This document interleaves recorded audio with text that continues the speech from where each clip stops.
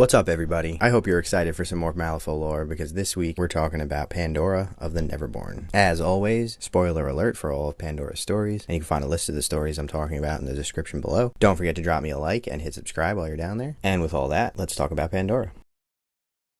While the forests of Malifaux are full of monsters and beasts, the real danger are the Neverborn, who take on human form and walk the streets of the city unnoticed. Pandora is indistinguishable from a human, and she and her followers spread sorrow among the people of the city, until some of them are so full of despair that they beg for death.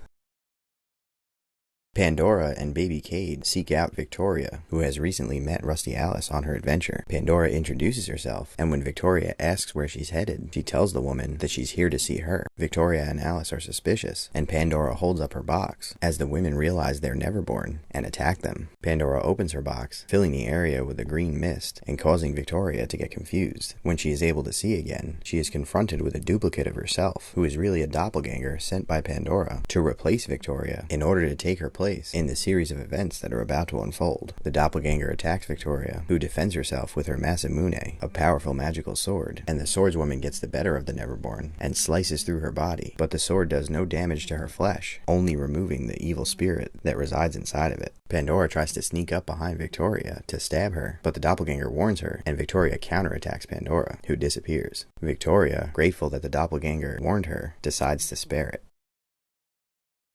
Pandora, Lilith, and Zoraida watch the events that unfold at Kythera through a magical cauldron in Zoraida's hut. In the aftermath, they watch Ramos recover Rasputina's body and leave the bayou in his dreadnought, and Pandora remarks that if humans can make such powerful machines, then what hope do they have to stand against them? Lilith and Zoraida point out that the machines are useless without the humans, and that the humans are easily manipulated, and Zoraida comments that each of them played their parts exactly according to her plan, Pandora having proven the power of the Masamune and delivering the guide to the would-be assassin, while Lilith delivered the witch to Ramos, forcing him to reveal his secret weapon. They then look upon Seamus and Molly leaving the bayou, and Zoraida points out that one thing went beyond her notice, referring to the Gorgon's tear, and explains that the Gorgon was almost successful in opening the portal and allowing the grave spirit back into the world. And Lilith points out that Victoria will realize that she was being manipulated and may cause a problem for them in the future. Zoraida responds that they will address the issue in due time, and that they need to remember to be patient. Pandora and Candy are walking through the streets of Malifaux when the event takes place, and the purple wave of energy hits Pandora, filling her body with power. Her box bursts open, and terrible woes emerge, the likes of which Pandora has never seen. They rush in a torrent around her, and Pandora is suddenly forced to relive the suffering and pain she has inflicted on all of the humans over the years. They raise her up in the air, filling her with hatred and distress, before they fly away, seeking out humans to torment. A mob of people chase Pandora through the streets of the city, trying to punish her as an alleged witch. Pandora, having been beaten and bloodied, and having run out of soulstones, is cornered in an alley as the mob approaches her. One of the men knocks the box out of her hand, and it opens as woes burst forth, lifting Pandora up in the air, and every person in the mob begins seeing visions of their pending doom. Some of the men try to run away, but Candy steps out from behind a building, stopping them in their tracks. Candy corners a baker in the streets of Malifaux and begins using her powers to torment him. She uses her new, more mature body that she got as a result of the event to further influence the man's thoughts, causing him to suffer with shame and self-hatred. As she torments the man, Pandora approaches and chastises her, reminding her that it is important that they don't call too much attention to themselves, and tells her that according to Zoraida and Lilith's plan, the humans are to be used as their tools and not just to be tormented. Candy protests, complaining that she doesn't care what the other Neverborn think, and that Pandora and Candy should be allowed to do what they want. At this, Pandora embraces her and tells her that they just need to go along with the plan until they have an opportunity to set their own path. Unbeknownst to them, Lilith is nearby listening to this conversation and notes that Candy is not the only one who she's going to need to work on.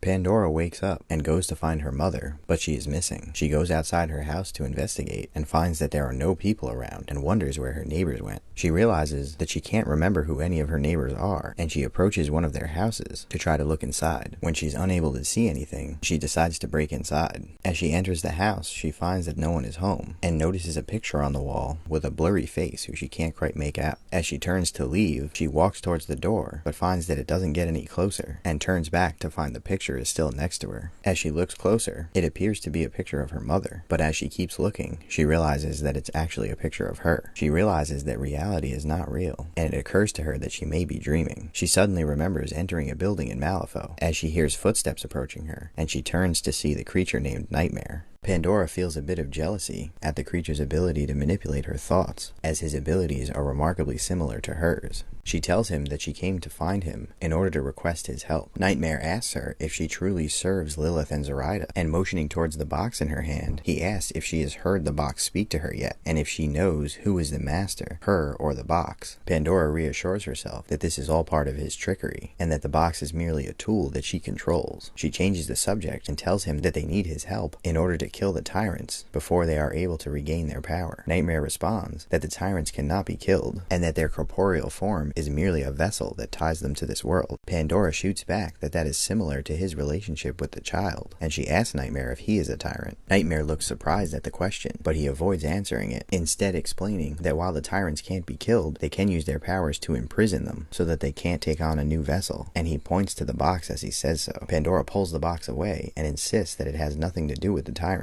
as Nightmare disappears, and she finds herself standing in the same room she woke up in, and part of her hopes that she will find that she has a mother who is waiting for her in the other room. Pandora uses magic similar to Zoraida's to track a man who has some information she needs. She heads to the Little Kingdom and soon sees crowds of people rushing past her and hears the telltale sounds of Lilith doing battle. As she gets closer, she sees Lilith trying to corner a human, but the human is using magic to avoid her. Pandora opens her box and sends her woes after the man, who runs for cover in a building. Lilith recognizes Pandora's work and calls out to her, chastising her for scaring her prey away. Pandora explains that the man has some information that she wants, and Lilith replies that the man has an item that she needs. The two argue over what to do about it, and Candy suggests that Lilith capture him, but keep him alive long enough for Pandora to question him, so they can both get what they need. A psychiatrist is showing a guild official around a hospital during an inspection. The doctor is trying to get guild backing to open a new hospital under his management. He brings the guild clerk to the cell of a woman who is well known for being crazy and dangerous. The clerk is hesitant to open the door, but the doctor reassures him and then demonstrates how effective his treatment is by asking the woman to walk up and down the hall calmly, which she does. The guild clerk is very impressed and says that he is ready to file his report and leaves. The doctor says that he doesn't know how the woman could have been convinced to calmly walk down the hall, as Pandora reveals herself from the shadows. Pandora responds that fear is a great motivator, and that he better not forget their agreement, as she expects unfettered access to all of the inmates at the asylum. Pandora is on her way to Zoraida's hut in the swamp. She talks to her box along the way and thinks about how she hates the bayou since there are no people around to terrorize. When she arrives at the hut, she finds Lilith and Zoraida waiting for her. Zoraida explains that they have urgent business to take care of, as she knows about a new breach that is about to open in Malifaux. Pandora and Lilith don't seem concerned, as new breaches pop up all the time, but Zoraida explains that this breach will connect 2 points within Malifaux itself, and one side will open within the Guild Enclave. If they were to get control over this breach, it would allow them to move more rapidly around the world and increase their power. Zoraida explains that she has sent a magical focus into the Guild Enclave that will allow her and her companions to project themselves into the bodies of any people near the focus. Pandora and Lilith agree, and as Zoraida casts her spell, Pandora finds herself inside of an office, now inhabiting the body of a guild employee. She turns to her right to see a woman in a guild uniform and confirms that it is Zoraida. They look around to find Lilith, but no one else is present in the room, so they make their way to the door to leave as another guild employee bursts in, and Pandora immediately recognizes the person's aura as Lilith. Zoraida tells them to act natural and walks out of the room. Pandora passes the time by tormenting some of the other guild employees, but soon Zoraida returns and ushers the women towards the side of the room, where she sabotages a boiler, causing it to explode. The women find themselves back in Zoraida's hut, and Lilith and Pandora yell at Zoraida for not warning them that she would be causing them all to die. Zoraida dismisses this and casts the spell again, and the three of them find themselves in new guild bodies deeper into the Enclave. Zoraida tells the other two to cause a distraction while she searches for the room where the portal will be opening, and Pandora makes her way around the Enclave, causing guild guards great distress, and several of them even commit suicide. Eventually she bumps into Lilith, who is guarding a room full of dead bodies that she has killed with office supplies. They admire each other's handiwork, and Lilith comments that she doesn't understand why Zoraida brought them along, as she doesn't need them in particular to perform this simple task. Pandora agrees, and is suspicious that Zoraida has been lying to them. Soon after, Zoraida returns, and explains that the magical focus is on its way to the basement, as she pulls out a gun and shoots all three of them. Back in the hut, hut, she tells the women that when they appear in the new bodies, they should each immediately draw their pistol and shoot any other guild personnel who do not do the same. They find themselves in a small hallway surrounded by guild guards, and the three of them easily dispatch the remaining guards. They open a nearby door and find a portal inside that leads to a garden outside of a home. Pandora and Lilith are hesitant, and they ask Zoraida to be honest with them, demanding to know where the portal leads. Zoraida responds that the correct question is when, not where. She explains that the portal leads to Earth, and that if she doesn't leave a soulstone in a particular place at a particular time, then the three of them will have never met, and their plot years earlier to stop the grave spirit from returning will have failed, causing calamity across all of Malifaux. Pandora and Lilith accept this explanation and go through the portal and watch as Zoraida produces a soulstone and sets it down on a patch of dirt outside of the house. She returns to them, but then appears to hesitate, reconsidering her decision, as Lilith urges her to return with them. Having second thoughts, Zoraida lashes out at the women and tries to run back to retrieve the soulstone, but Lilith causes vines to rise up and impede her path, as Pandora tries to influence her thoughts. Lilith manifests her sword and tries to attack Zoraida, but Zoraida uses her magic to influence Lilith's perception, and she accidentally attacks Pandora instead, as she transforms herself into a crow and flies towards the soulstone. At that moment, Pandora opens her box, causing Zoraida to hallucinate, as Lilith approaches her from behind and runs her through with her sword. The two women drag Zoraida back through the portal, as a girl walks out of the house and finds the soulstone. The three women find themselves back in Zoraida's hut, and Zoraida yells for them to get out. Pandora calmly explains that she now understands why Zoraida brought them with her, as they were her backup plan to force her to go through with it, in case Zoraida had second thoughts. Lucius comes to Pandora and tells her that Titania, the Autumn Queen, has returned and is requesting an audience with her. Pandora heads to the ancient site of the Autumn Queen's throne in the forest and finds Lilith in a heated argument with one of the Queen's people, as Titania tells them that there will be no violence today. Pandora responds that she's happy to hear that and introduces herself, apologizing for Lilith's attitude. Pandora asks if she's really the Autumn Queen, and when Titania confirms, Pandora seems to take her at her word. Lilith pulls Pandora to the side and tells her that they can't trust this woman, and if she is the Autumn Queen, she is extremely dangerous, as she was responsible for defeating the tyrants and became so powerful that her own people overthrew her. Titania, having overheard their conversation, responds that her people did overthrow her because of a misunderstanding of her goals, and explains that she called them here because she thinks with their help she will not only be able to banish the tyrants again, but actually destroy them. Lilith shoots back, questioning if she is asking them to bow to her, and Titania responds that she is looking for allies, not subjects. Lilith confirms that she will not go along with this plan, and Titania turns to Pandora, who tells the Queen that she believes she is who she says she is, but because of that she cannot trust her, and that she may be more dangerous to her and her people than the tyrants. Lilith declares that she has heard enough and storms away, leaving Pandora alone in the court, and Titania tells her that Lilith fears her. Pandora responds that Lilith fears nothing, and Titania tells her that she hopes one day they can be friends. Pandora responds one thing at a time and then disappears.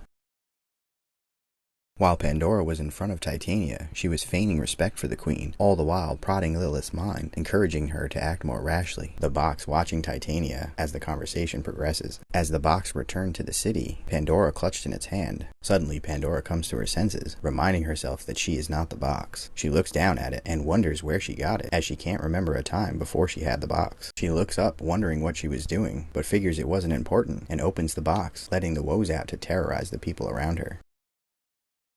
The more Pandora opens her box, the more she hears its voice speaking to her, until now the voice is so intertwined with her that she's not sure where she ends and the box begins. It gets so bad that when Zoraida summons her to help in the struggle against Nekima, Pandora just doesn't answer. Now Lilith is gone, and Pandora blames Zoraida. Hurt and confused, Pandora surrenders more of herself to the box, and she's not sure how far it'll go, and she's not sure she cares.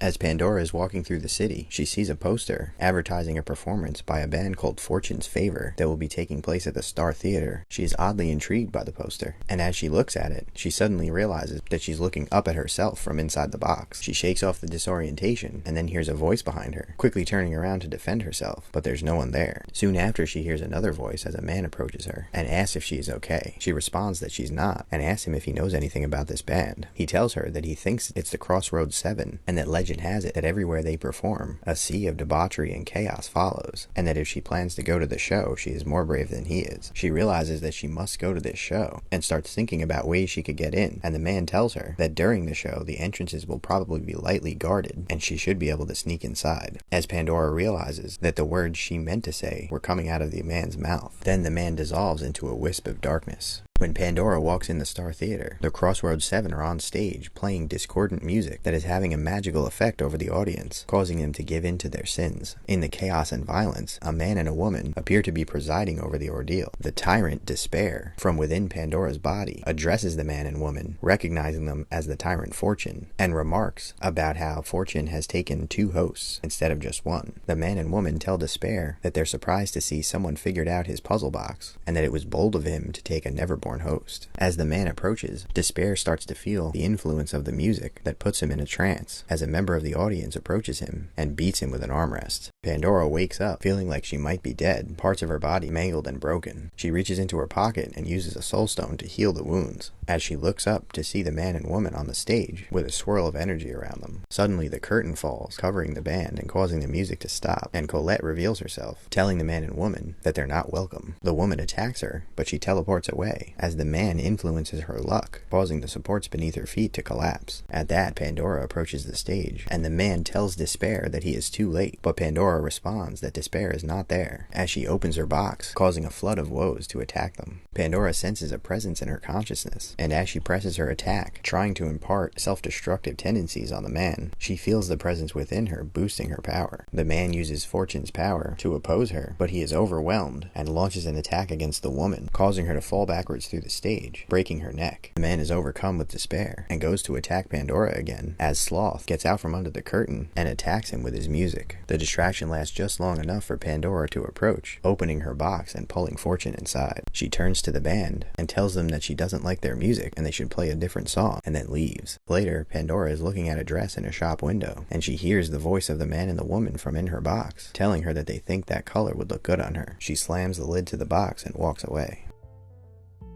So that's it for Pandora. She is definitely a weird one. If anyone was totally confused going through the events of any of those stories, don't worry, I think we all are. But just to give you a little insight on the Masters of Fate story with Zoraida, they sort of hint at the fact that the little girl in the house is related to Zoraida, and that finding the Soul Stone caused the 2 of them to be cast out as witches, presumably leading to Zoraida becoming the Zoraida we know today. And when Zoraida saw the little girl, she had second thoughts, maybe preferring for them to have a normal life, but for obvious reasons, Lilith and Pandora couldn't allow that. I hope one day we get a little more about Zoraida's backstory, because it's very strange. But anyway, leave me a comment and let me know which Masters from Malifaux you'd like to see me do a video on next. Don't forget to like the video and subscribe to the channel to help this stuff reach more people, and thanks for watching.